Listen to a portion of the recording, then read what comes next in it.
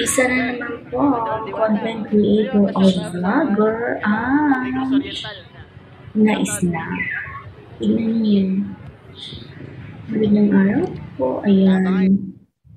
Parang naamoy ako dun sa vlogger na yun. Siyempre, siguro bumiyahe sila. Tapos para magkaroon ng gusto nilang magkaroon ng shoutout, photos, videos.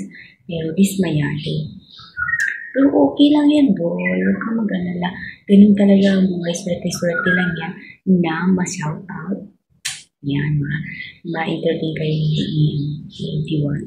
Intindihin nyo yan, baka naman kasi siya pagod na. At saka maraming tao.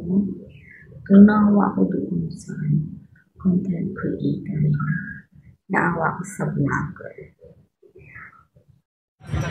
Idol Diwata. Pwede ba pa-shoutout sa akin? Kay Negros Oriental. Shoutout.